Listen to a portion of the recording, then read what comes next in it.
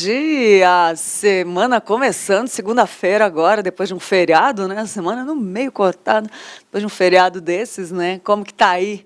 Me conta, escreve aqui embaixo que eu quero saber como que tá, né? De onde você está assistindo o Manhã EPP. Quero dar muito bom dia. E hoje quero te falar que o nosso programa tá com um assunto muito importante. Primeiros socorros. O que a gente faz quando tem alguém passando mal, quase desmaiado na nossa frente, né?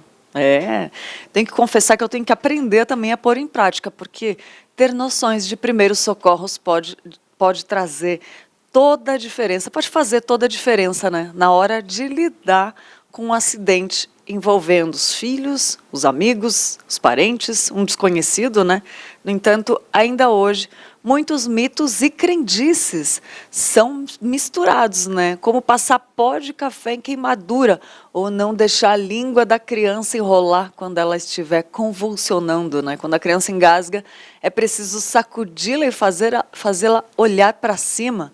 O engasgo certamente é o que mais preocupa, né, os pais das crianças pequenas. Vamos falar disso também, como também quando adultos precisam de primeiros socorros, né? O que você faz quando uma pessoa está desacordada ou desmaiada na sua frente? Esses e mais outros detalhezinhos logo mais com doutora Daniela Arbori, que está de volta aqui no Manhã EPP para falar conosco sobre esse tema importantíssimo. Esse tema que a gente precisa saber. E a doutora Daniela, vai falar, vai explicar tudo bonitinho aqui conosco, tá? Antes eu quero falar sobre o nosso versículo do dia. Vamos meditar num versículo? Acima de tudo, porém, tende amor intenso uns para com os outros, porque o amor cobre multidão de pecados. Já parou para fazer um devocional sobre esse versículo? É uma dica que nós damos aí para você, tá em 1 Pedro 4, versículo 8. Afinal, a gente precisa de amor, né? No nosso dia a dia, na nossa correria, se o amor estiver em primeiro lugar, acima de tudo, porém, tende amor intenso uns para com os outros, porque o amor cobre multidão de pecados. Você já se deparou que quando você consegue vencer um pecado aparece outro? Gente, só o amor para cobrir essas multidões de pecados que não param de aparecer, né? Não é verdade? Está lá em 1 Pedro 4, versículo 8, pode pegar esse, se não tinha ideia ainda para o devocional de hoje, pode pegar esse de 1 Pedro, versículo 4, capítulo 4, versículo 8, tá bom? E vamos lá para o Stories que edificam, o @Manhã EPP, o Instagram aqui do programa Manhã EPP, segue várias pessoas, aliás, eu sigo lá, quem segue a gente segue de volta, pode procurar aí no seu Instagram, né, que a gente, se você nos seguir, a gente segue de volta. E a gente fica de olho nos stories que edificam para esse quadro aqui especificamente. E vamos lá ver quais foram os stories que chamaram a nossa atenção. Vamos lá?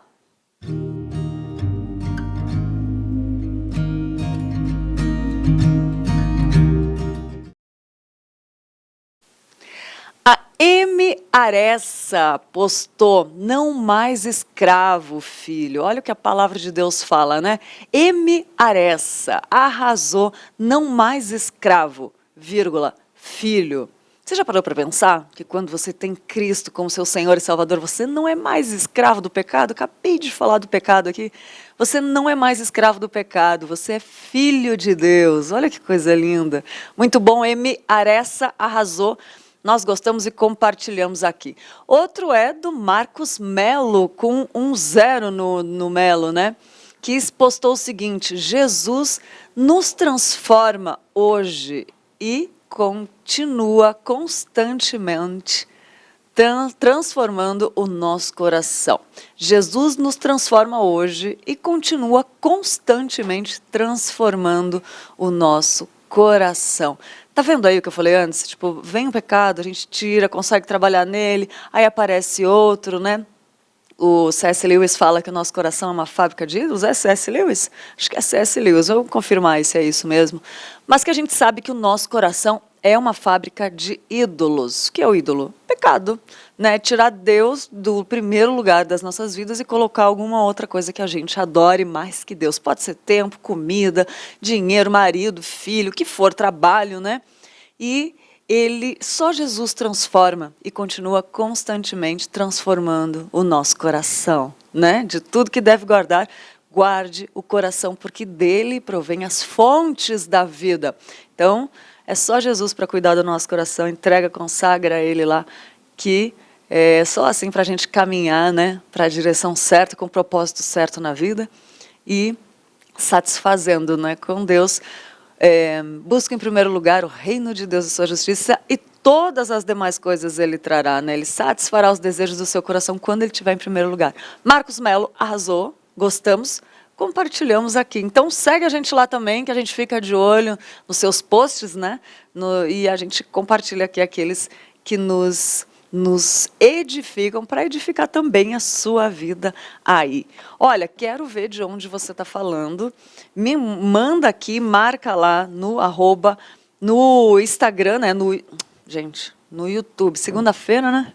No YouTube, estou aqui de olho. A Delva Souza já está conosco. Delva, bom dia. A Lídia é convidada, ela falou. Bom dia, graça e paz. Bom dia, Delva, querida. Que Deus te abençoe muito nesse dia e que possamos aprender juntas aqui, né? Com a doutora Daniela logo mais.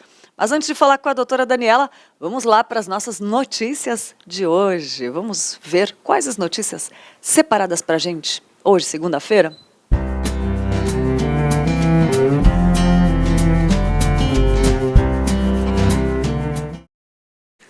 Produção agrícola no Brasil deve ter safra recorde de grãos. A expectativa foi anunciada pela Companhia Nacional de Abastecimento. O número é maior do que o registrado na safra anterior. A previsão, no entanto, é menor do que a divulgada no primeiro levantamento da companhia, representando uma redução de 6,7%. Segundo a Conab, essas quedas nas expectativas se deve às condições climáticas adversas observadas nos estados da região sul e no centro-sul de Mato Grosso do Sul, com perdas maiores na soja e no milho. O levantamento estima que a área plantada total no país é de 72,9 milhões de hectares, o que representa crescimento de 4,4% na comparação com a safra do biênio anterior. A expectativa de produção é de 269,3 milhões de toneladas, aquele recuo de 6,7%.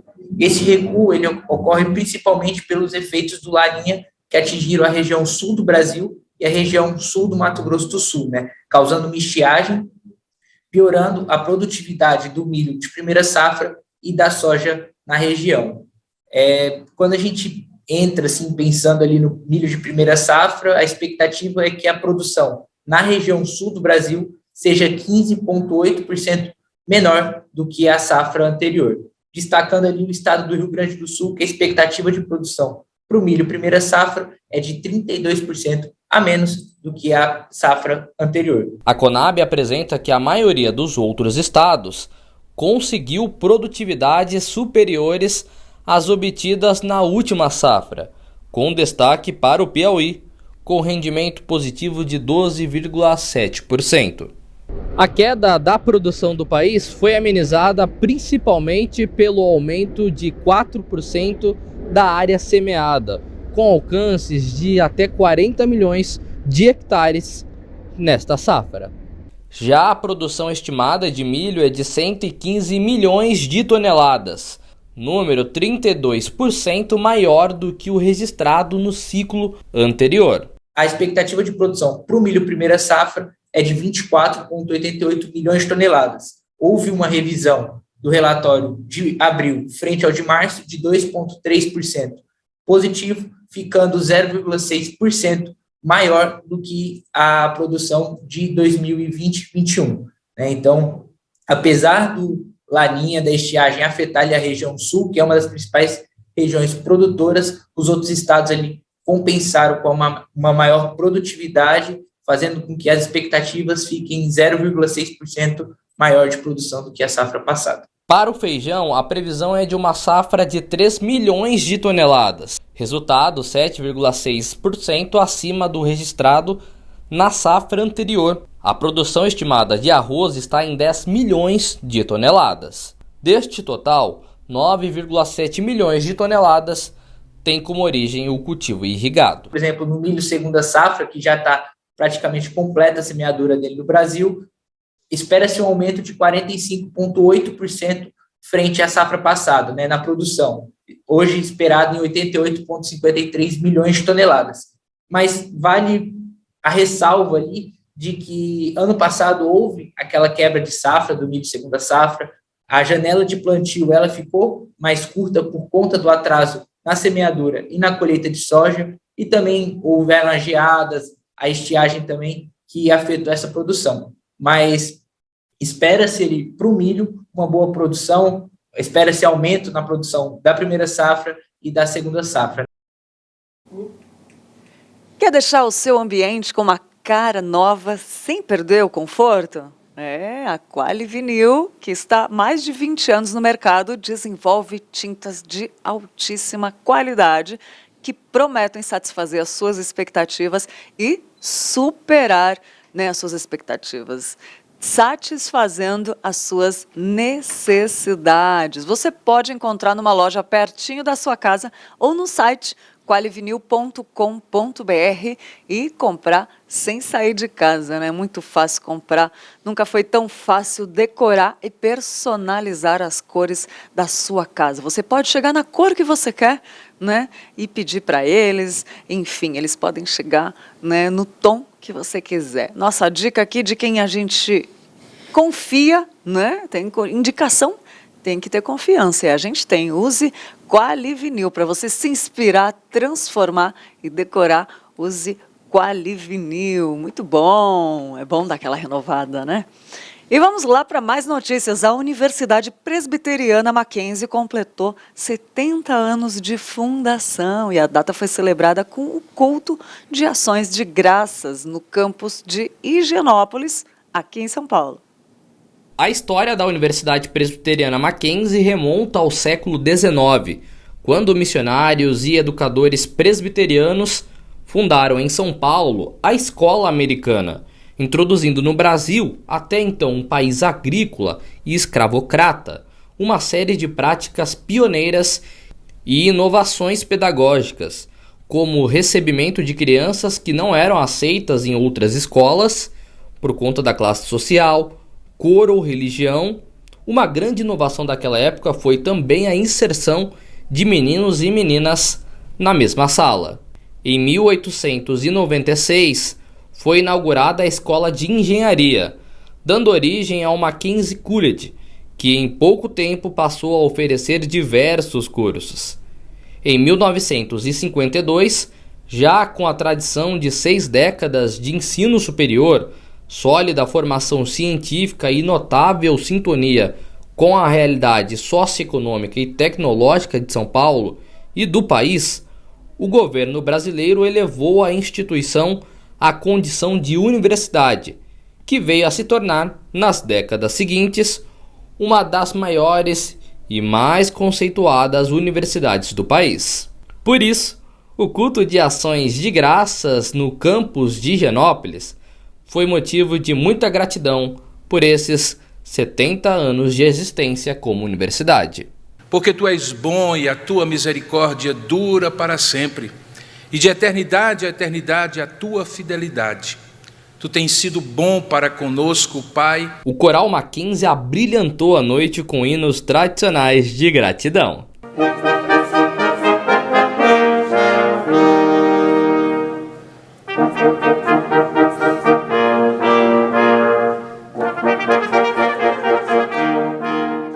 O reitor da UPM lembrou da trajetória de sucesso da universidade. Um momento histórico na vida da universidade e um momento de dar muitas graças a Deus, porque Deus é bom.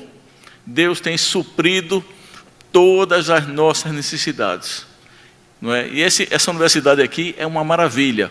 Eu estou muito alegre hoje. A pessoa foi me entrevistar no início e perguntou: por que você está tão sorridente? Porque os alunos voltaram. Eu disse: também. também. Não é? A palavra de Deus diz que o coração alegre aformoseia o rosto. Não é? E eu sei que nós temos que treinar a nossa mente, o nosso coração, para sempre contar as boas coisas, os momentos alegres, porque eu sei que todos nós temos as nossas vicissitudes, os nossos problemas, as nossas dificuldades, mas eu sei que durante esses 70 anos, Deus esteve com a Universidade Presbiteriana Mackenzie, como teve com todo o Mackenzie.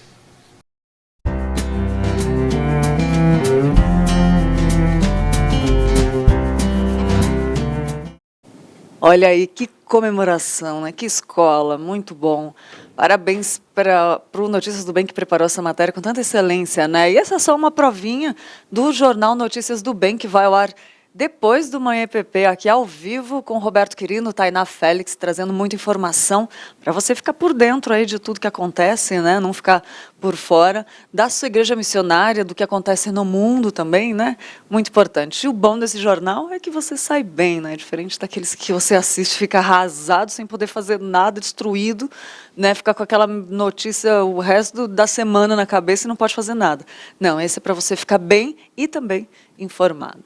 Tá bom? Fica ligadinho depois do Manhã EPP aqui, você já deixa ligado aí a IPP TV, que aí você continua assistindo, que hoje tem mais notícias, além dessas que eu passei aqui, só para você sentir um gostinho. Tá bom? Vamos lá conversar com a doutora, nossa convidada de hoje, doutora Daniela Arbori. Ela tem 28 anos, é casada, membro da Igreja Presbiteriana de Pinheiros, formada em Medicina pela PUC Campinas e atualmente ela trabalha como médica de família numa UBS.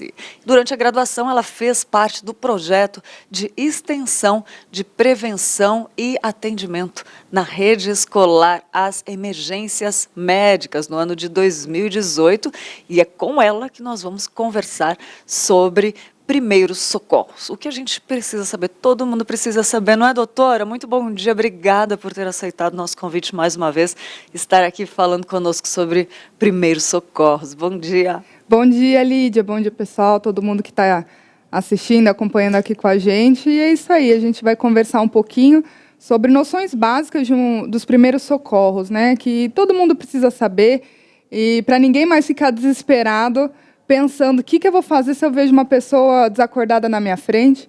Eu até pensei sobre esse tema quando meu marido me perguntou, acho que ele tinha visto alguma coisa na TV e falou assim, mas eu não faço ideia do que fazer se você cair dura na minha frente. Eu falei, então acho que é um tema muito importante para a gente estar conversando, né? É verdade. Lembrando que em alguns países, ou até algumas escolas aqui mesmo, tem como cultura uma aula disso, né? Durante o período no ensino básico mesmo, para elas estarem sempre preparadas. Você começa treinando isso desde criança, acaba ficando mais fácil você manter a calma e saber como agir numa situação dessa. Na primeira vez, realmente é assustador, né?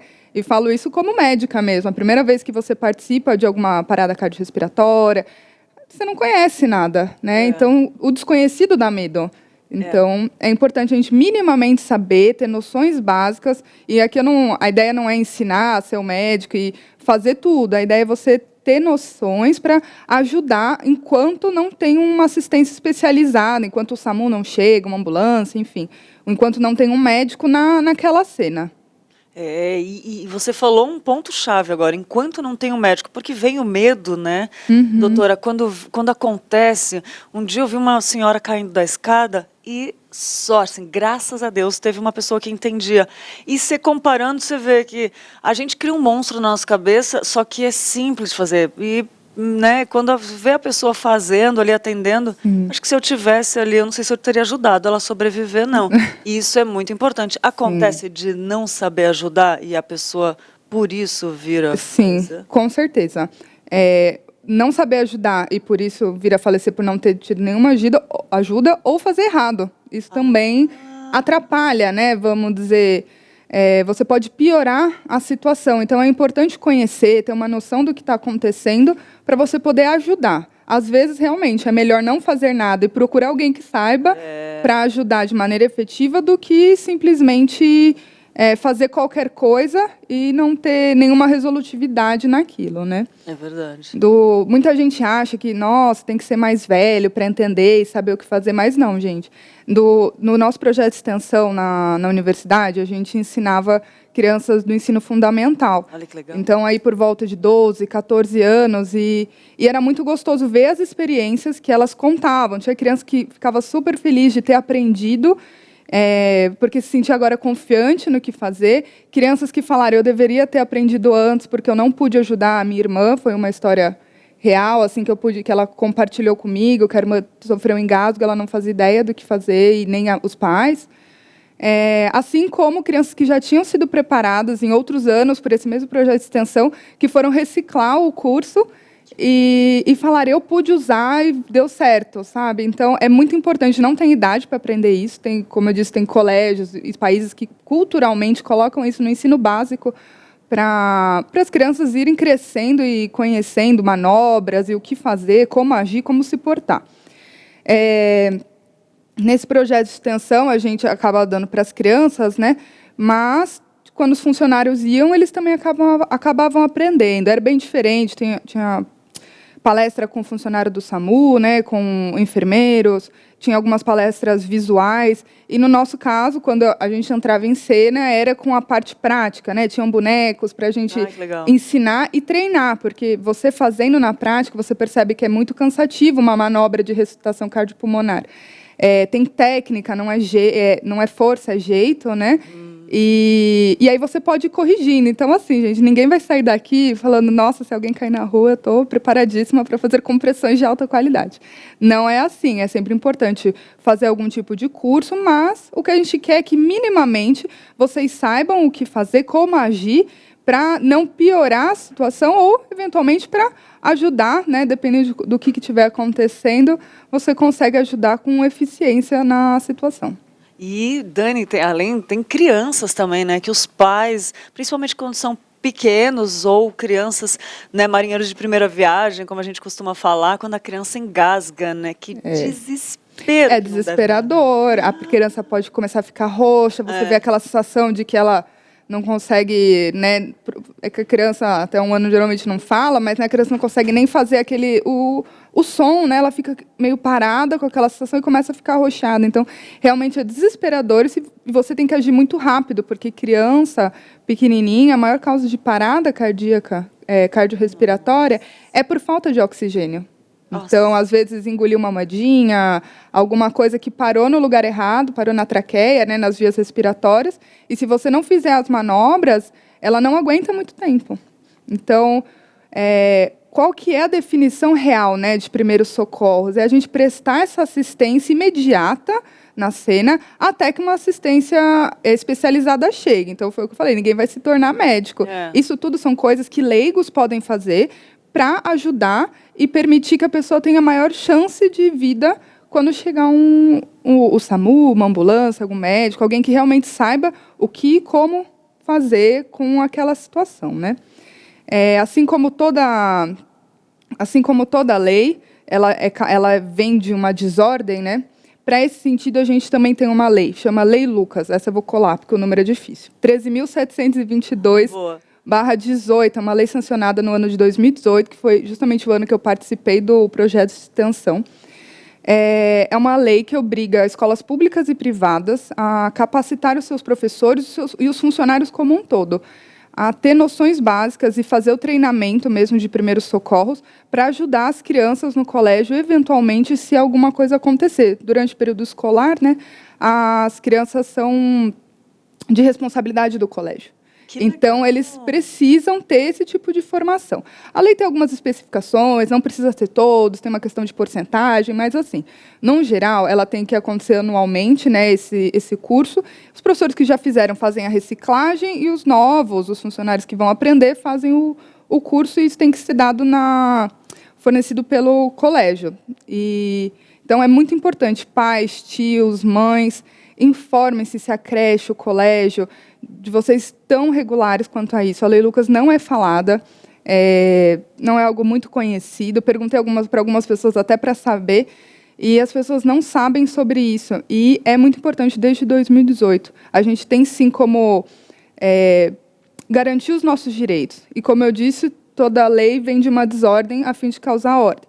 Infelizmente, a desordem da Lei Lucas foi a vida do Lucas. Lucas era um garoto de 10 anos, morador de Campinas, que durante uma excursão escolar, no intervalo, comendo seu lanche, ele engasgou e nenhum professor e funcionário sabia o que fazer. Esperaram por volta de uns 40 minutos até que o SAMU chegasse. Meu Deus. E ele ainda estava com vida quando foi resgatado, né?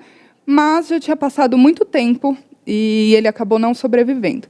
Essa mãe, então, com seu único filho, foi atrás disso e não descansou até que conseguiram sancionar a lei para que outras crianças e outras mães, pais, não passassem pelo que ela passou. Né? Então, com o mínimo de conhecimento dos funcionários, dos professores, talvez a vida do Lucas pudesse ter tido um rumo diferente. Então, por isso que eu falo, é muito importante que a gente conheça bem o colégio, as creches que os nossos filhos estão, com os nossos sobrinhos, que as crianças que a gente conhece no geral, né, que a gente informe sobre isso para que a gente não veja mais cenas como essa, né? Então, assim, se precisou de uma lei seca para a pessoa parar de beber e dirigir, não vamos mais esperar acidentes como esse para ter uma lei conhecida como a lei seca. Né, que a Lei Lucas possa ser conhecida independente de futuras vítimas. Nossa, muito bom. Dani, e você tem mais alguma coisa para falar da Lei Lucas? É interessante isso, né? Da Lei Lucas especificamente não, mas só reiterar, a gente tem sim Muito interessante, não sabia disso. A gente pode sim cobrar dos colégios e pedir que eles façam, tá? É sobre a vida do seu próprio filho. Lucas... Nossa. Existem muitos Lucas por aí que podem já ter sido salvos por conta dessa lei, assim como outros Lucas que a gente talvez nunca saiba dessas histórias. Exatamente. Dani, esse projeto extensão, como que ele é? Porque você participou e você deu aula também, você levou ele. Se alguém quiser levar para a igreja é importante saber também, né? Porque geralmente cuida de comunidades e ir levando, pode proliferar esse cuidado, né? Enfim. Esse projeto de extensão era um projeto de extensão, né? Um dos pilares das universidades, e esse em específico a gente tinha na nossa universidade. Talvez aí outras instituições possam buscar saber como incorporar isso dentro da instituição, né? Interessante. Seria uma equipe, alguém preparado que possa passar. Então, como eu falei, eu dava a parte do curso prático, né? Que os alunos que participavam da extensão compartilhavam a parte prática, com bonecos, ajudando a fazer a ressuscitação cardiopulmonar, o desengasgo, tanto em adultos como em crianças, que é principalmente o que a gente vai falar aqui agora, e tentar mostrar um pouquinho de como fazer isso.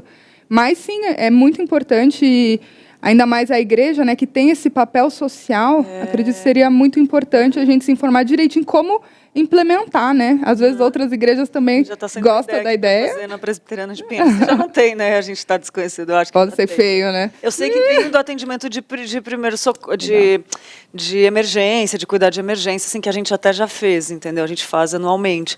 Mas esse de primeiros socorros, eu acho que é diferente, né? Mas, enfim, depois a gente vê aqui. Mas acho que eles cuidam tudo tão direitinho. Dani, mas isso que eu queria perguntar, outra coisa.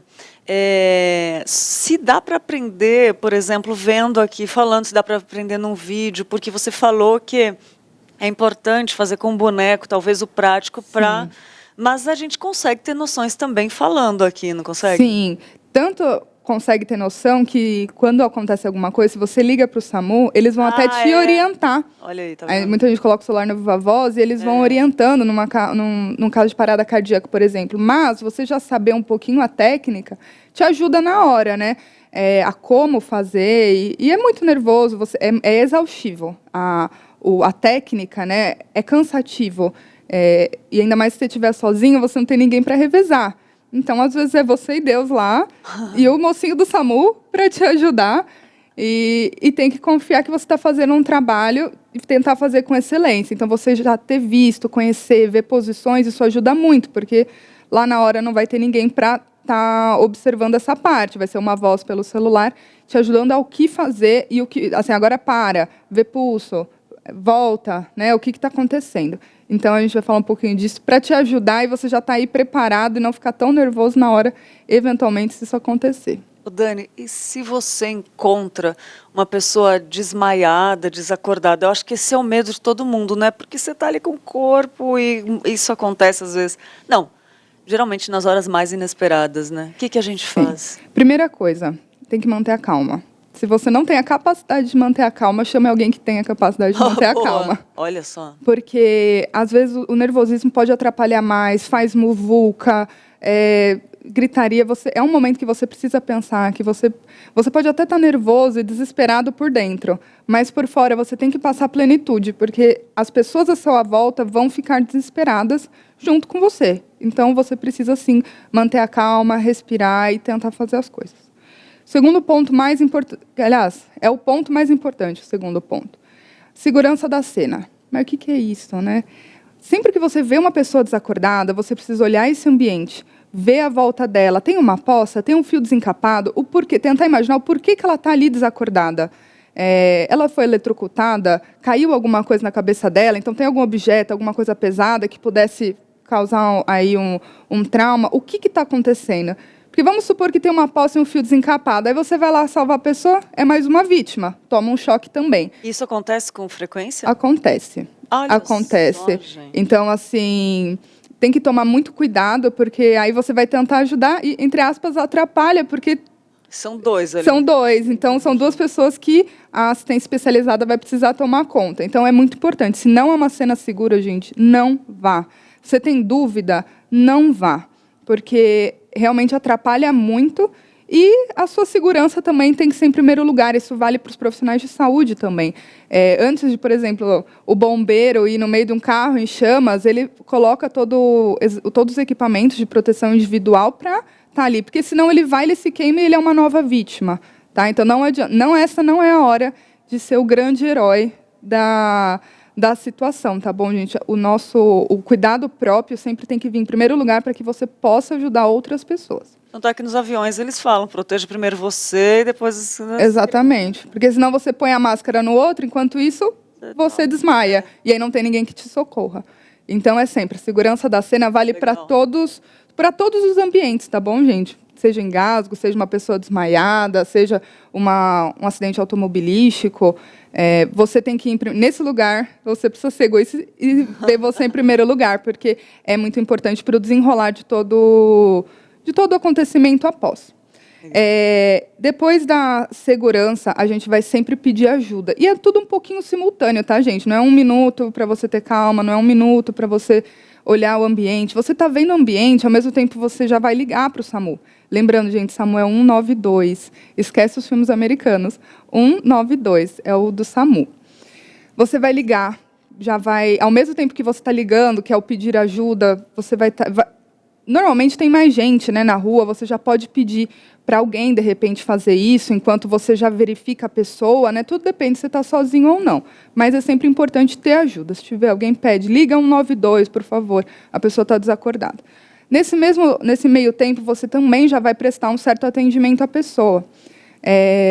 Uma pessoa desacordada, a primeira coisa que a gente tem que fazer é chamar por ela. Se não conhece, você vai bater assim aqui no ombro dela e falar assim, senhor, senhora, mas com força, nada de chacoalhar a pessoa, porque vai que ela traumatizou alguma coisa, né?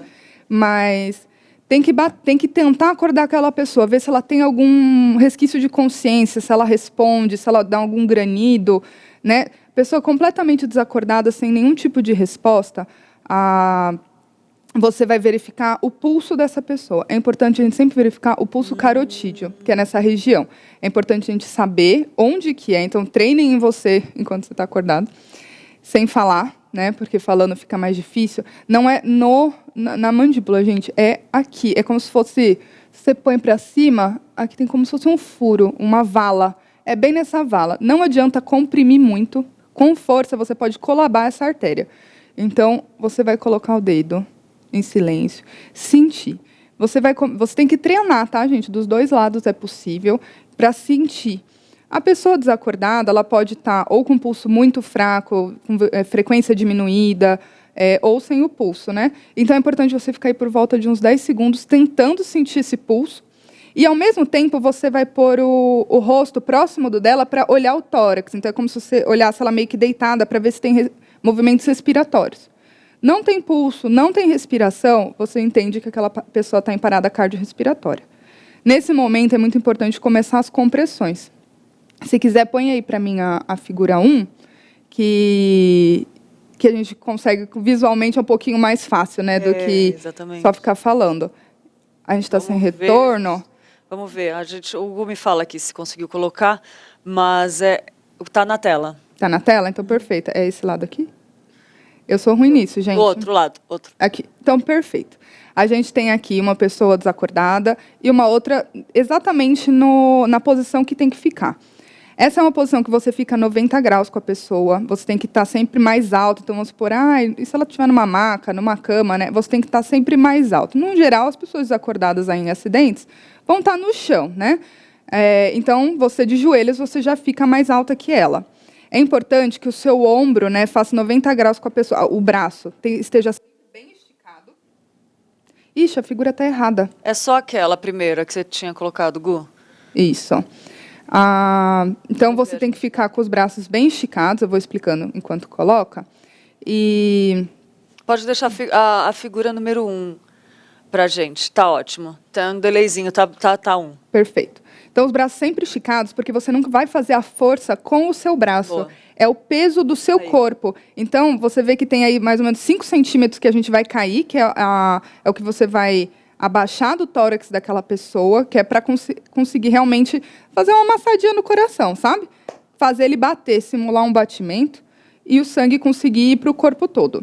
Então, você vai sempre ficar parado, com os braços bem esticados, a sua mão abraçando a outra mão em cima, bem na linha do mamilo mesmo, no centro do tórax. Você faz isso assim? Isso, porque aí essa parte, que seria o calcanhar da mão, é a parte que tem mais força, é a continuação, a extensão do seu braço.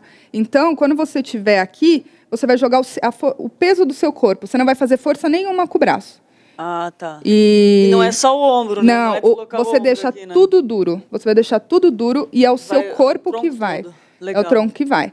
E você vai ver, você vai fazendo, você tem que notar que está diminuindo, pelo menos, abaixando por volta de 5 centímetros. O tórax dele. O tórax da pessoa. Para você garantir que o coração está sendo comprimido e o sangue está saindo dele. E você tem que voltar 100% também. Se você volta pouco, o coração não consegue encher de novo de sangue para você mandar esse sangue de volta pro corpo. Então, tem que fazer isso bem direitinho. A gente tem também a frequência, né, geralmente de 100 a 120 compressões por minuto. E aí todo mundo fala, meu Deus, como que eu vou saber isso? Existem várias músicas que ajudam você a lembrar nessa hora o ritmo de como que você vai fazer essa compressão. Legal. A mais famosa, acho que é a Stayin' Alive, dos Bee Gees, que o ritmo da música é por volta de 103 batimentos, então dá certinho, que é aquele Stayin' Alive, Stayin' Alive. Meu Deus, eu sou péssima. Não, mas desculpa, ótimo, galera, pela cantoria horrorosa. Não, mas deu para saber qual que é. Mas é exatamente, quando você estiver fazendo, fica pensando. Até a gente, como profissional, a gente aprende dessa forma de ir pensando nesse ritmo para você não perder. Tem algumas outras também, mas essa acaba sendo Mas aí durante mais esse famosa. Refrão ou a música inteira? Não A entendi. música toda tem a mesma batida, né? Mas o ha é o intervalo certinho. Então a pessoa acaba ajudando bastante, porque realmente quando você está lá é um momento que é muito nervoso, que você está ansioso, que tem um monte de coisa acontecendo, e você está com medo. Então você lembrar disso ajuda a ser um pouco mais prático, né? Um pouco mais medular como fazer. E até dá aquela descansada, relaxada. Você lembra de uma música, você vai falar, meu, que loucura, pensando numa música, mas ajuda até a dar uma descontraída, Isso. né, Dani? Mas não... Eu acho difícil descontrair nessa hora, porque você vai estar lá fazendo as compressões e é eterno, parece que você já está lá há horas. Nossa. E você estava lá 2 minutos, por exemplo. Nossa. Outra coisa, todo mundo fala, né, das 30 compressões para 2 ventilações. Gente, hoje já caiu por terra. Os leigos, né, pessoas que não são profissionais de saúde, que não fizeram minimamente o curso, não tem mais a necessidade de fazer as ventilações. Ajuda mais você fazer as compressões direitinho do que tentar ventilar e eventualmente ventilar errado. Você precisa de equipamento para isso, né? Porque se a pessoa tiver alguma doença, às vezes está com uma herpes, alguma coisa que pode passar. E lembra que a gente falou, a nossa segurança tem que ser sempre em primeiro lugar. Se você não tem alguns equipamentos, né, que ajudam muito, que protegem, tem o furo para a boca, para você não ter contato direto. Se você não tem essas coisas, nem adianta, gente. É melhor e mais efetivo que você faça só as compressões do que ficar aí tentando fazer ventilações. As ventilações são realmente muito difíceis. Quando a gente faz os treinamentos, até em bonecos tecnológicos, que mostram quanto você está comprimindo, mostram a frequência, mostram a ventilação, a eficiência do conjunto. Então, a gente treina com tanta coisa e a gente vê que, mesmo sabendo, é difícil. A ventilação, acho que é uma das mais difíceis, porque cada pessoa tem um tamanho, é uma quantidade de ar diferente que você acaba colocando, então tem que tomar bastante cuidado. Aqui a gente vai focar nas compressões, que é o que salva, porque tempo é célula. Quanto mais tempo sem oxigênio naquela célula... E o nosso corpo, mesmo passando uma vez, a gente tem aí resquícios de oxigênio por todo o sangue, né? Demora um tempo para a gente ficar realmente sem oxigênio. Então, você continua aí alimentando as suas células para não perder. E, principalmente, órgãos vitais, né? Tem que ajudar, tem que fazer isso para a gente garantir aí uma melhor sobrevida daquele paciente até que a assistência especializada chegue. Não esqueçam de chamar ajuda. Você ficar fazendo isso sem chamar, não adianta muita coisa, porque você vai cansar.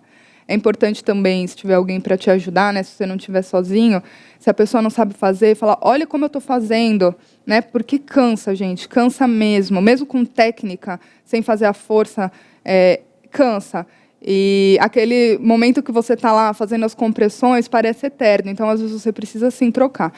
Toda pausa para ver a pulsação, o SAMU, se você estiver no celular com o SAMU, você vai colocar no Viva Voz, ele vai te ajudar a fazer tudo isso, vai falar, agora vê de novo o pulso, não tem pulso, então continua, coisas assim, eles vão sempre orientando, às vezes a pessoa volta, né? Aquilo já foi, as suas compressões foram suficientes, a pessoa voltou, ou chegou a assistência especializada, né? Então fala, eles avaliam. É importante também que em lugares com mais de 2.000 pessoas, então, geralmente, shoppings, colégios grandes, são obrigatórios por lei ter um DEA, que é o desfibrilador automático. Está faltando uma letra. DEA, desfibrilador. Externo, desculpa, gente. A gente fala só DEA, automático, que é o automático do nosso dia a dia, né? Ele é um desfibrilador externo automático. Ele não, diferente de todos os outros equipamentos, ele não é para profissionais. Ótimo. Ele não é só para profissionais, ele é um equipamento muito didático, que é para leigos mesmo. Ele basicamente fala com você, fala, posicione as pás, né? Tem 2 pazinhas que tem o desenhozinho onde você vai colocar, você só vai obedecendo. E ele vai vendo o ritmo do coração. Às vezes, são ritmos desfibriláveis, né? E aí ele fala, afasta, carrega, e você tem lá o carregar no botão do aparelho, ele mostra ritmo, e aí fala afasta, que vai dar um choque mesmo na pessoa. Mas é um aparelho para leigos, ele realmente conversa, dependendo aí da tecnologia de cada um, né? Mas, no geral, eles são muito parecidos. É uma tecnologia incrível e que salva muitas vidas. Sério? Custa caro, Dani? Eu acho que custa aí por volta de uns 9, 10 mil reais. Depende de marcas, né? Mas, se eu não me engano, por lei é obrigatório em locais que tem circulação maior de 2.000 pessoas. Então, no geral, shoppings, no geral, shopping tudo tem.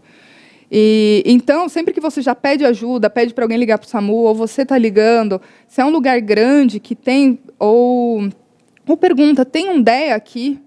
E aí, tendo, é ótimo. Enquanto não chega ajuda especializada, você já abre a camisa da pessoa e coloca as pás, e aquilo vai te ajudando. Se não for um choque desfibrilador, vai falar assim, continue as compressões.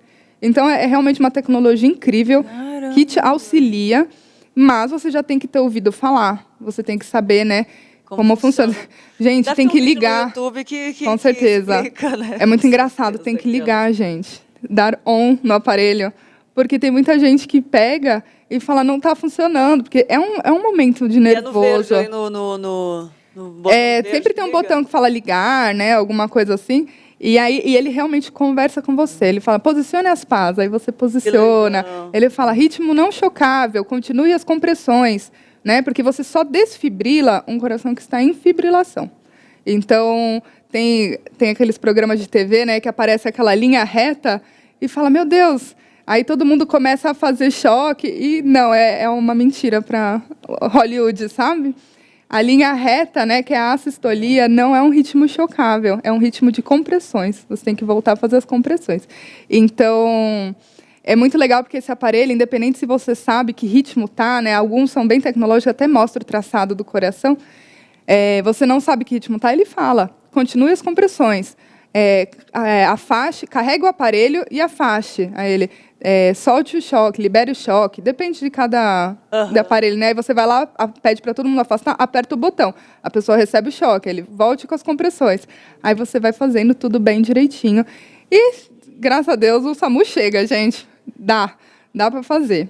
Nossa, que legal. Ô, Dani, doutora, tem a Estela Mares está sempre com a gente, ela falou, bom dia, graça e paz. Em meu curso de Educação Física tivemos essa disciplina, né? Que legal. Essas informações estão vindo à minha mente, o Espírito Santo me lembrando, ainda não vivenciei para colocar em prática. Graças a Deus, não vivenciou. Mas é muito legal que você já tenha visto. E é isso, a gente faz a reciclagem. Uma vez que você faça o curso, cada vez que você ouve falar, essas coisas voltam à mente. Você vai lembrando do que tem que ser feito, como tem que ser feito. Então, é muito bom.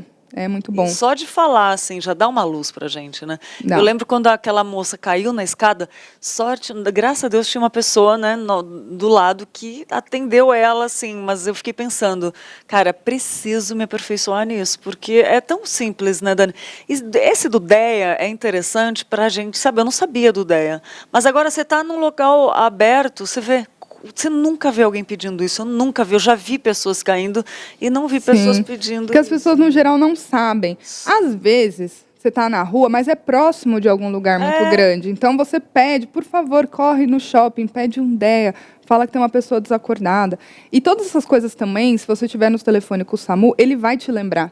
Ele vai falar onde que você está, né? Você passa as informações da pessoa, se ela é desconhecida, você fala, olha, eu não conheço, mas é uma moça, adulto jovem, está desacordado, sem pulso, vai começar a compressão, não tem lugar próximo, né? Não tem um shopping, não tem nada. Então ele fala, beleza, não tem um DEA para ser pedido ali, né? Mas se você refere que você está próximo de um shopping, próximo de algum estabelecimento muito grande, se tiver alguém, já pede para alguém correr. Ele fala, peça o DEA, pede para alguém arranjar um DEA. Porque é óbvio, né? Se você tiver, quanto mais equipamento e tecnologia disponível, acaba ajudando bastante. Nossa, ótimo. Doutora, tem pessoas participando. A Fernanda Barbosa, do sítio... a Rose Monteiro está no sítio do interior da Bahia. A Fernanda Barbosa, legal, Bahia, gente. que legal, né? A Fernanda Surian falou que está assistindo de Piracicaba e ela Olha falou que está lá. com um bebê de 5 meses, Dani, em casa, e sempre fico com receio de não saber agir corretamente em uma emergência. Amei o tema de hoje, graças a Deus. Muito interessante. Não sabia dessa lei. Quando for procurar escola, será um ponto a levar em consideração. Claro. Também não sabia da lei, não sabia do DEA. A doutora Daniela trazendo informações aí, importantíssimas. E tô louca para fazer um curso desse, sabia? Mas tem mais algo para falar do DEA? Senão a gente... Do DEA, não. Acredito que aí é lembrar disso, gente. A gente tem que bater muito na tecla. Manter a calma. Segurança da cena, que é o mais importante. Chamar ajuda, seja de uma pessoa ao seu lado, falar, olha, liga para o SAMU, né? Ou você mesmo ligar, caso estiver sozinho. Verificar aí pulso, respiração e saber fazer as compressões, que eu acho que é a parte mais importante de um curso prático para você ter mais segurança de como fazer isso. É difícil, mesmo fazendo prático, é difícil, é um momento tenso, então é importante que a gente esteja aí reciclando, por isso que tem até o curso de reciclagem disso. Né? O próprio C.S. Lewis fala que a gente precisa ser lembrado daquilo que a gente aprende mais. Exato, porque se você para de acessar aquilo, aquela informação sai. Como um estudo qualquer, né? Se você nunca mais vê ou ouve sobre aquela informação, você acaba esquecendo dela.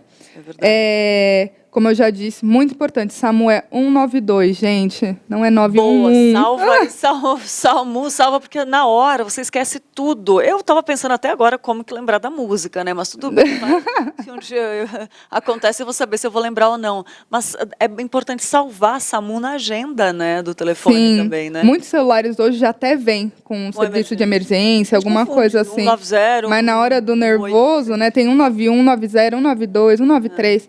Então, gente, 192, Samuel 192, não esquecer. Já salva aí nos seus contatos. Coisas muito importantes. Nunca medicar. Ai, mas eu tenho certeza que é um infarto.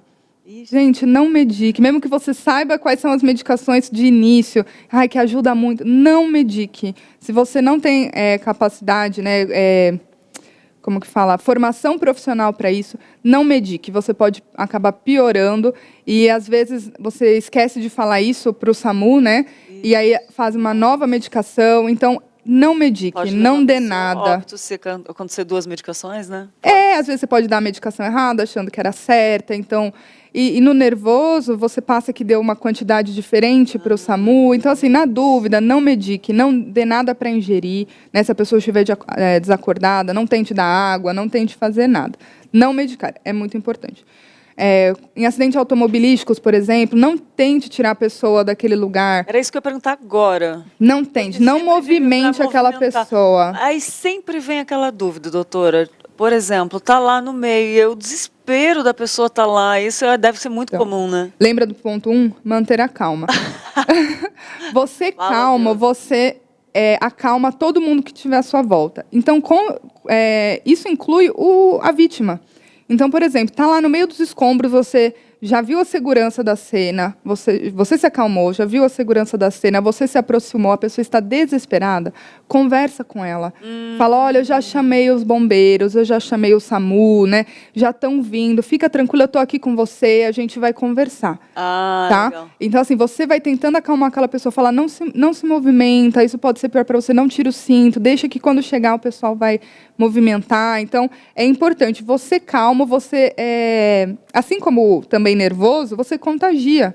Então, você contagiar de calmaria, naquele momento, é o principal. Né? Afastar as pessoas, pedir para aquele monte de gente, eu quero ver, tudo nervoso, agitado. Pede para essas pessoas se afastarem, porque é um momento de tensão. E tem muito curioso também, muita gente que está ali só querendo ver o que está acontecendo, e isso acaba mais atrapalhando do que ajudando. Doutora, deixa eu te fazer uma pergunta. Se caso chega um parente da vítima ali, a gente encontrou e chega o parente, e o parente quer falar com a vítima desesperada, chorando, e a aceleração, por exemplo, e a vítima está ouvindo que o parente chorando, gritando, está ouvindo, pode acelerar e prejudicar dessa forma a pessoa doente? Pode, né? Assim, pode, porque emoção, tudo depende de como a pessoa tá, né?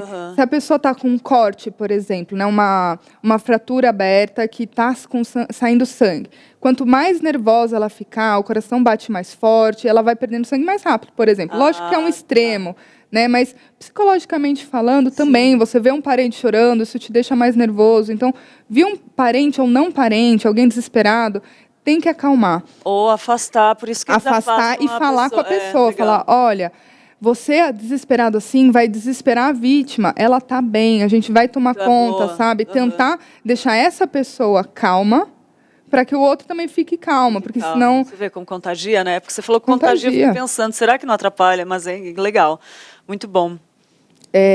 Outra coisa, não tente levar por meios próprios a pessoa ao hospital. Você vai estar com o SAMU, ele vai falar em telefone, ele vai te fazer várias perguntas. Claro que depende. Se é uma pessoa que simplesmente desmaiou e ela está acordada, né? Você consegue chamar e ela está só um pouco confusa, mas ela está consciente, aí ok. Né, você consegue levá-la, é mais tranquilo, mas num geral, pessoas desacordadas, grandes feridos, não tire do carro, não mexa naquela pessoa, porque você pode vir a prejudicar. A gente não sabe se tem algum trauma na coluna, por exemplo, no acidente automobilístico. Naquela pessoa que teve um mal súbito, um desmaio, ela caiu no chão, ela pode ter se machucado. Mesmo ela falando que ela está bem, o ideal é que ela fique parada, né? E que até que chegue uma assistência especializada. Agora, foi um mal súbito que ela caiu, ela está levantando, a pessoa não quer ficar ali, você também não pode obrigar nada, né? Você vai prestar aquele primeiro atendimento até o ponto que a pessoa quer, né? Você se oferece a chamar ajuda, falar, fica aqui, senta aqui, eu vou ficar com você, vai que você passa mal de novo, né? No geral, a gente, como eu falei, a gente não pode querer ser o grande herói das cenas, né? A gente já vai ser esse grande herói fazendo o básico, fazendo o mínimo, acalmando a pessoa, vendo se a cena está segura, para proteger também. A proteção não é só para você. Se você vê que tem ali uma poça com fio desencapado, que provavelmente aquela pessoa tomou um choque, é pedir para que os outros se afastem também. Né? Então, você tem essa calma e você tem consciência da insegurança da cena, não deixar que os outros se aproximem. Você vai proteger e fazer o primeiro atendimento imediato daqueles lá que estão saudáveis, né? Enquanto você não consegue chegar até a vítima. Ô Dani, doutora, tem uma pergunta aqui da Fernanda Surya, que é a mesma moça que falou que está com o neném de 5 meses em casa. Ela perguntou o seguinte: para emergências de AVC ou infarto, tem teste ou procedimento para fazer enquanto a ajuda não chega? Normalmente, o AVC num geral não, né? Vamos dizer assim, num geral, né? O que acontece mais? No AVC a pessoa fica meio paralisada de um lado do corpo, ou para de mexer parte do rosto, fala que está sem força, mas não é o corpo todo. Geralmente é uma parte, né? Ou o membro inferior, ou toda a metade do corpo. Nesses casos, o mais importante é ir a um hospital. Né? A pessoa se ela não tem condições de andar, chama um SAMU. Se tem condições, se é um parente, se é alguém que está com você, põe no carro e vai. Né? Nesse caso, sim. O infarto, se a pessoa está com muita dor, é ir também. Agora, se é um infarto fulminante, que a pessoa caiu, ficou desacordada, aí a gente volta porque a gente falou, entra numa parada cardiorrespiratória. Porque a parada cardiorrespiratória ela é uma consequência. Seja de uma hipóxia, que é a falta de oxigênio, seja pelo músculo do coração estar parando de funcionar por conta de um infarto muito, muito extenso, né? Numa artéria que pega grande parte do coração e ele vai parando de funcionar. Alguns distúrbios no sangue, de eletrólitos, né? Vamos dizer assim, as causas são complexas, isso acaba ficando a cargo do hospital. Né? O que a gente pode fazer é observar a vítima, ver se ela é do tipo consciente ou inconsciente, se ela está parada ou não. E, a partir daí, a gente toma alguma atitude. A gente aqui estava conversando até agora sobre as pessoas que estavam inconscientes, em parada cardiorrespiratória, e, normalmente, o AVC e o infarto, a pessoa está consciente, ela refere dor, ela refere que não está conseguindo movimentar o corpo, né? Então, tem condições aí de correr para uma emergência, para um pronto-socorro, ou até mesmo se não tiver condições, chamar um SAMU falando e referindo tudo isso. Né? A gente tem escalas aí de prioridade, então uma pessoa que queimou a mão, claro que vai ficar numa escala de prioridade muito menor do que um idoso com dor no peito, que já toma um monte de medicação. Então, tem também essas regras, essas sequências que o atendimento especializado adota. Muito bom. Doutora, vamos lá para o neném, porque tem muita pergunta. Eu fico perguntando aqui, mas eu estou aqui com a pergunta da Fernanda Surian, que falou que está com o neném de 5 meses em casa. Vamos lá. Então, eu vou começar falando do desengasgo do bebê, tá bom? Aí tem muitos tabus, né? Tem. Tem muita coisa de filme, o que não é, o que pode, o que não pode fazer. Seguinte, gente, para falar do bebê, a gente tem a nossa estrelinha, que é a Sarinha.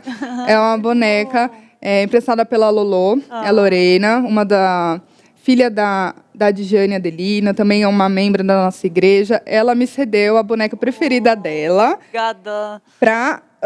Ela é pesada. Obrigada, Lolo. Gente, essa é a Sarinha. Ela tá um pouquinho prejudicada, porque ela é a bebê favorita. Olha a criança favorita e tá. O pezinho, gente, tem as ruguinhas do pé, olha isso, parece de verdade. Então, essa é a Sarinha. A Sarinha vai fazer a simulação do nosso bebê em situação de engasgo, né? São, então, pequenininho. No geral, a gente consegue segurar com um braço, né? Ela é pequena. Que subir legal. aqui. Então, você acaba segurando. Lembrar da mão, nunca ficar na cara, né? Se a criança engasgou, colocou uma moeda, acabou colocando uma comida, a partir dos 6 meses já tem introdução alimentar, às vezes pega um alimento um pouco maior que não estava cortado, põe na boca e engasga. Nessas situações, como a gente disse, a criança fica meio parada, assim, né? Ela começa a roxear, às vezes, o lábio, pontinha dos dedos. Então, você identificou essa situação, você vai sempre pegar na sua mão não dominante, que você vai apoiar o bebê, se botar de lado. Aí dá para ver. Foi? Mas é melhor você ficar em pé. Não, assim. Não, assim, acho que tá bom. Ou abrir a câmera geral, Gu. Então, vamos lá. A gente vai estar aqui com a criança. Assim, para você baixar um pouco mais? Acho que sim. Perfeito. Tá ótimo. Lembrar de não pôr a mão na cara da criança, porque o que ela comeu tem que sair. Então, você sempre vai ou segurar com 2 dedos, né? Aqui, ó. Aqui. Para a boca sempre ficar aberta. Ou fazer na garra, mas com esse vão aqui, gente, ó. Para a boca, para sair aquele alimento, objeto, que a criança eventualmente colocou no nariz e puxou, ou na boca e ficou parado na traqueia. Vamos lá. Você fazendo isso, você sempre vai pôr ela para baixo, fazer uma angulação com a cabeça um pouco mais baixa que o corpo. Não precisa pôr a criança de cabeça para baixo, gente. É pouca coisa, tá bom? Você vai, assim como na massagem cardiorrespiratória, né, na ressuscitação cardiopulmonar, a gente usava aqui o calcanhar da mão, aqui também é o nosso local de maior força, de pressão. Você vai fazer como se fosse um soquinho mesmo, gente. Tem que fazer com uma certa força, mas tem que ser no jeito. Não é no pescoço, não é no meio da criança. É aqui, esses ossinhos, que seriam as asinhas nas costas, né? São as escápulas. Então, você tem que fazer ali bem no meio. No movimento, não é para baixo, não é com tanta força assim, mas é assim, ó, nesse sentido, no sentido meio horizontal, tá? Vai fazer 5 vezes com força, 4, 5. Bateu a 5ª vez, você vai virar. Não saiu aquele alimento, você vai fazer 5 vezes também aqui na linha do mamilo, tá bom? 5 vezes também, porque, como eu disse, a asfixia, né, é uma causa de parada muito importante na criança. Né? O adulto geralmente para por infarto e outros problemas. A criança, na sua maioria, é por falta de oxigênio. Olha isso. Então, você vai apertar 5 vezes, não saiu, você faz de novo. E na frente é com os dedinhos assim? Isso, não porque ela é muito molinha. Muito molinha, tá. Né? Esse então, osso aqui, o externo, que é um osso muito duro na gente, na criança é muito mais mole, tá? Outra coisa, antes de você sair fazendo e dando os tapas também na criança, simplesmente, olha, abre a boca do seu bebê, vê se tá ali, né? Às vezes tá ali, você com o dedo, você já puxa, se tá parado aqui no início da garganta, entendi. tá? Ou você já viu que tá ali, já bate para aquilo sair e não engolir mais, tá? Você viu que a criança colocou no nariz, por exemplo, ela não está emparada, não está engasgada, não tem nada. Gente, acalme essa criança. Né? Não adianta você ficar irritando ela, tentando puxar. Acalme aquela criança, leve para algum serviço que possa ajudar. Porque o choro da criança pode fazer essa puxada. E essa puxada que leva o objeto, a bolinha de gude, alguma coisa que entrou no nariz. Eu fiquei sabendo de um caso de pipoca uma vez. Não, feijão, já tirei feijão do nariz de criança. E assim, tem que ser com muita calma sempre, porque se ela dá aquela puxada, aquilo pode ir direto para a traqueia, para o pulmão, e aí acaba sendo um caso muito pior. Então, de início, né? Só colocou, só pôs na boca, tirar. Chegou a engasgar mesmo, está entalado, manobra. A manobra de Heimlich, que chama. Se quiser pôr no Google, é um nome esquisito, tá? Escrito esquisito, mas o Google sempre fala, você quis dizer isso? Ele fala assim, ai, como você é esquisita, você não sabe escrever as coisas. Então, ó, aqui tá para você. Heimlich, você coloca lá, vai aparecer para o adulto, que é o mais comum, mas para a criança também. Então, a participação da Sarinha, muito obrigada, Sarinha, obrigada, Lolo, obrigada, Lolo, por ter emprestado. Gente, é incrível esse bebê. É pesada, parece ela é realmente pesada. Um neném de verdade. Vamos esconder muito aqui. Bom, Lolo, obrigada, viu? No que adulto, legal. Vamos pôr aquela terceira imagem, que acaba ficando um pouco mais fácil. É muito importante na manobra de Heimlich no adulto que a pessoa que vai fazer a manobra seja mais alta, ou que ela esteja num nível superior. Então, por exemplo, Lídia é mais alta do que eu. Se eu for realizar a manobra nela, eu preciso obrigatoriamente estar em cima num andarzinho, numa escada, sabe? Puxar a pessoa para um lugar em que eu fique mais alta, porque nessa manobra a gente vai pôr a mão, segurando a outra mão, exatamente na boca do estômago, né? Aqui na linha logo abaixo do peito, bem no centro. E o movimento não é para trás e não é nem para cima, é uma junção dos dois. É como se fosse uma alavanca mesmo, né? Então, você é uma curva. Você põe, ao mesmo tempo que você está fazendo a pressão contra o seu corpo, você está puxando para cima também. Então, legal. Você precisa ser mais alta, né? Porque senão é a sua força. E a ideia não é que você faça força com o braço, é que você puxe contra você no vetor certo. Então, é a junção de para trás e para cima, né? Então, é aqui que você tem que fazer o puxo dessa manobra. Com isso, você vai fazendo esses... É como se fosse um soco também, né? Esses movimentos, essa manobra, a fim da pessoa expelir, né? Com essa pressão interna, ela vai cuspir, vai sair de onde é que esteja parado aquele alimento, o objeto, que seja. Adulto também, às vezes, coloca umas coisas na boca, né? Então... Cai no lugar errado. Cai no lugar errado. Se engasga, exatamente. Então, é muito importante fazer isso direito. Quando a gente está falando de bebê, né, você coloca no braço, mas a criança ficou maior, o que você faz? Você pode colocar na sua perna, né, apoiar ele aqui e puxar. Se já é uma criancinha um pouco maior, 4, 5, 6 anos, você pode ficar de joelhos no chão e puxar. Adulto, né, sendo mais baixo que você faz normal. E, no caso, se for uma pessoa mais alta, puxa ela correndo aí para uma escadinha, alguma coisa que você consiga ficar um pouquinho mais alto que ela e faça movimento bem adequado. Como eu falei, tudo, num geral, não é uma questão de força, é uma questão do jeito mesmo, da técnica. Você fazendo adequado, você gera uma pressão interna e aquilo é cuspido automaticamente para fora. Muito bom. Dani, tem muitas perguntas, doutora, mas a gente realmente, o tempo está correndo. Eu queria falar um pouco, vamos fazer um bate-bola rápido aqui sobre mitos, né, que muitas pessoas acreditam. Eu queria que você falasse muito rapidamente. Forçar a criança a vomitar se ela tiver engolido veneno. Não, o ideal é sempre você levar para o pronto-socorro. Boa. Porque você não sabe, às vezes, que veneno que foi. Aí a pessoa começa, mas dá água com sal, porque faz isso. Não, gente, porque você não sabe se aquela substância é básica, se aquela substância é ácida. Aí você fala, mas se for ácido, vou dar alguma coisa básica. Só que a junção de ácido básico pode fazer calor e pode queimar. Então, tem que tomar muito cuidado. Ingeriu coisa, veneno, alguma coisa, pronto-socorro na hora, gente. Não. Então, não. Pronto-socorro na hora. Então, não é mito. No máximo, liga para o SAMU enquanto faz isso, né? E vê, se eles tiverem se você souber exatamente o que a criança ingeriu, aí eles conseguem te dar algum suporte a mais, né? Eventualmente, tem algumas coisas que tem antídotos, vamos dizer assim. Sim. Se ingeriu muita medicações específicas têm antídotos específicos. Legal. Então, eventualmente, tem aí algumas coisas para se fazer antes, mas nunca é algo que você tenha que saber. Você ligue para um SAMU, informa o que aconteceu e, se for necessário, eles vão te falar. Num geral, ingeriu coisas que não deve, pronto-socorro na hora. Vamos lá mais rápido, que tem muito mais coisas que eu quero falar aqui. Amarrar um torniquete na perna de alguém que está com a perna sangrando. Não, gente, é muito difícil. A gente, às vezes, vê que é uma manobra importante, mas você precisa saber o que você está fazendo, a técnica, precisa de tempo. Muito tempo com torniquete também é ruim. É claro que a gente pode amarrar algo na ferida, você parar o sangramento, né? O primeiro socorro de uma ferida é você estancar esse sangue. Então, você está vendo aí uma área com sangramento ativo, você vai comprimir, você vai pegar panos limpos, tudo, e você vai colocar na área de sangramento, e aí você vai apertar para que pare de sangrar. Nunca seja você fazendo o torniquete.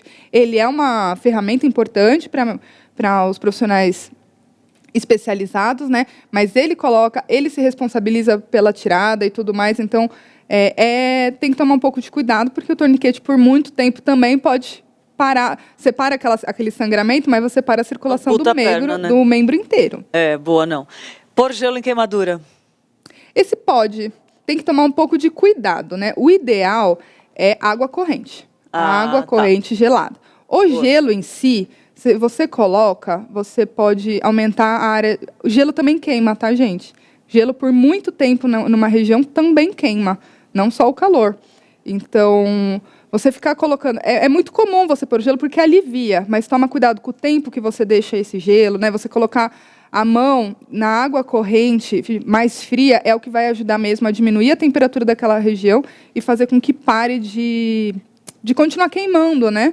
E também pronto-socorro. Claro, se você deu uma encostadinha, ficou vermelho e está ardido, você não precisa de pronto-socorro porque você fez uma queimadura de 1º grau, né? Senão a gente é pronto-socorro quando se queima um pouquinho mais na praia.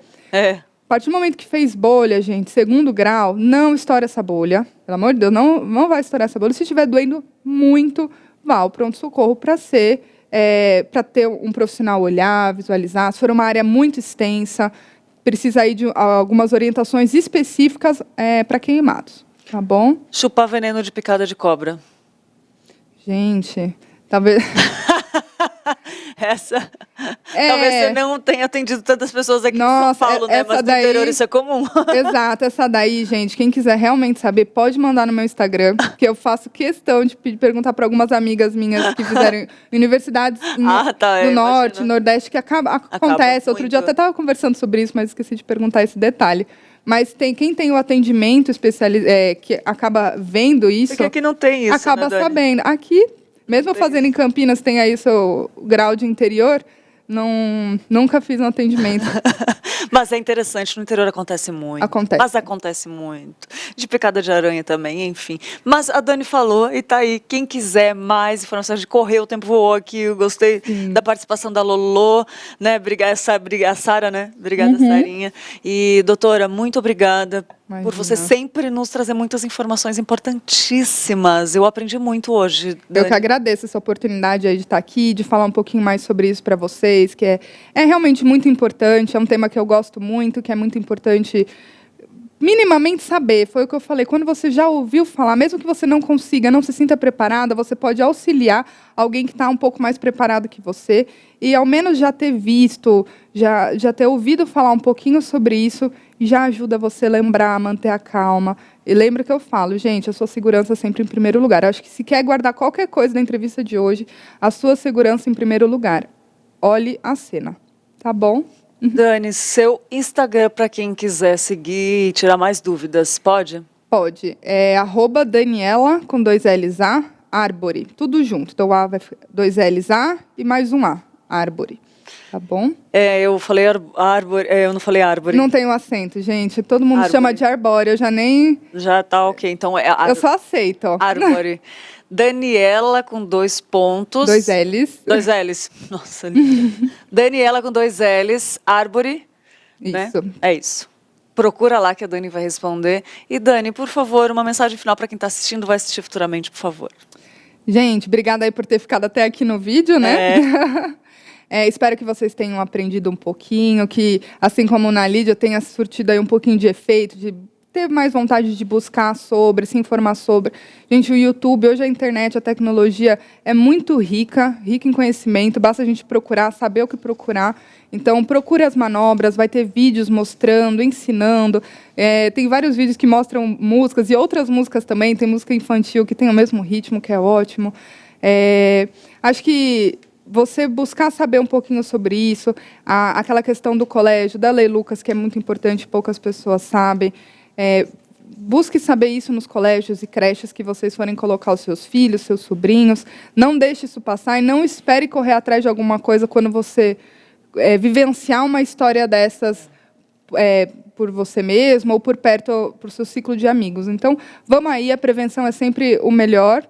Então, buscar colocar, exigir, não é só colocar numa escola que tenha, né, que cumpra a lei, mas exigir das suas escolas, que eventualmente não cumpram, que façam o que deve ser feito. Às vezes nem a escola tem conhecimento, né? Exatamente, tem tanta coisa aí acontecendo e, infelizmente, poucas escolas eu conheço que eles apresentam a escola falando sobre isso, né? Então, assim como os pais não sabem, muitas escolas também podem nem saber.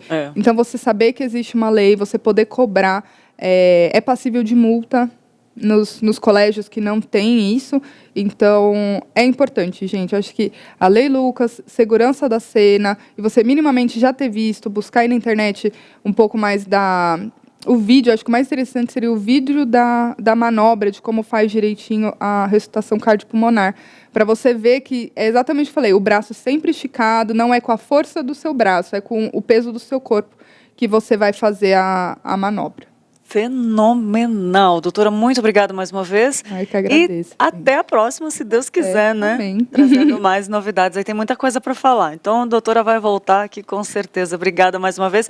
E vamos assistir o nosso ponto de vista de hoje, que é a sua imagem, né? O poder da sua imagem. Gente, olha lá. Não é poder de sobrenatural. Quem nada, sabe na próxima aqui eu já venho com uma imagem diferente. Eu também, né?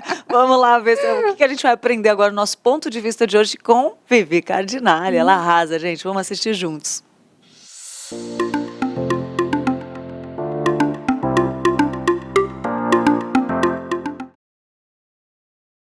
Uma imagem vale mais do que 1000 palavras e você tem 15 segundos, sim, apenas 15 segundos para causar uma boa primeira impressão. Então, nesse vídeo eu vou te contar o poder que a sua imagem tem para transformar a sua vida.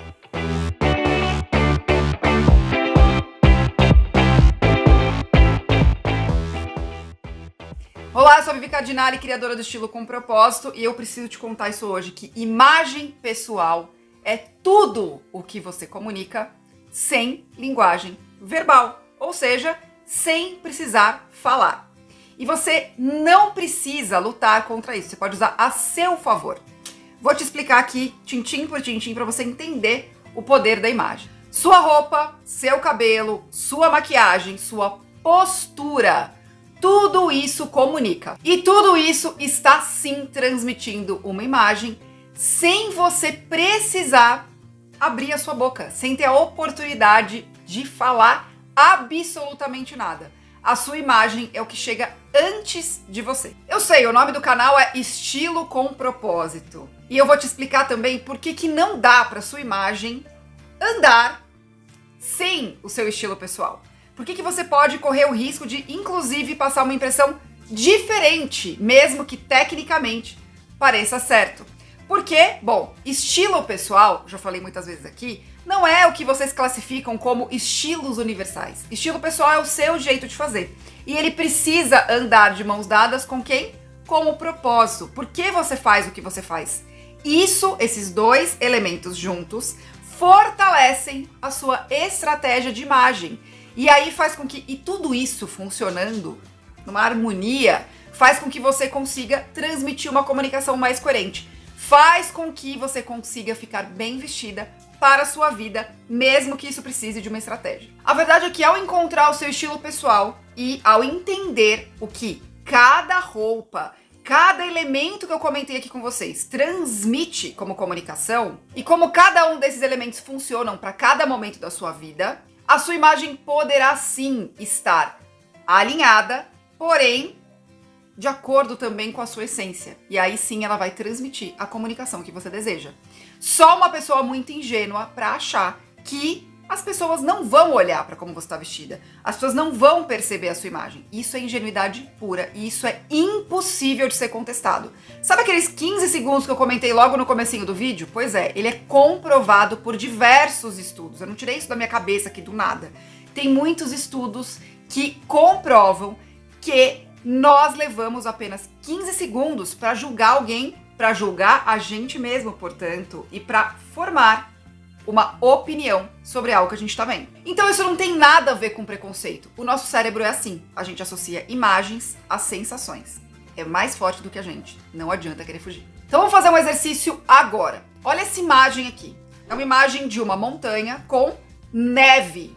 Inclusive, não tem só neve na montanha, dá para perceber o quê? O frio. Você consegue perceber o frio do lugar só de olhar essa imagem.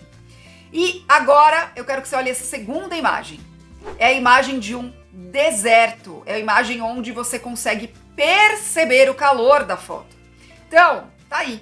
É inevitável. A gente vê a imagem e a gente associa as sensações.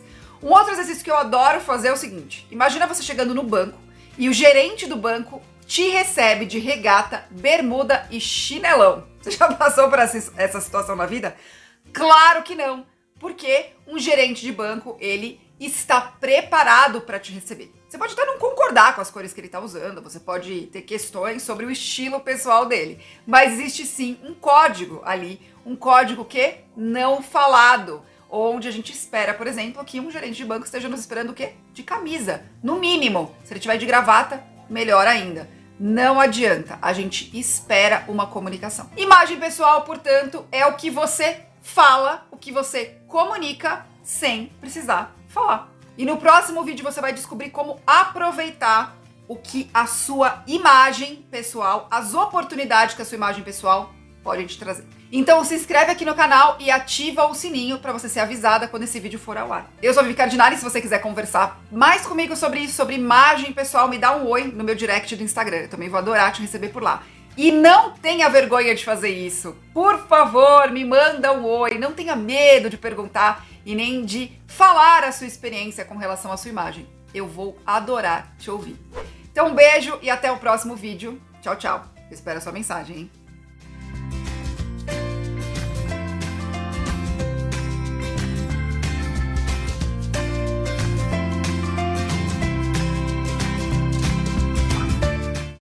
Muito bom, Vivi, obrigada pelo nosso ponto de vista de hoje, sempre muito bom, né? E agora eu quero dar parabéns para quem está de aniversário hoje. Vamos pro aniversariante do dia?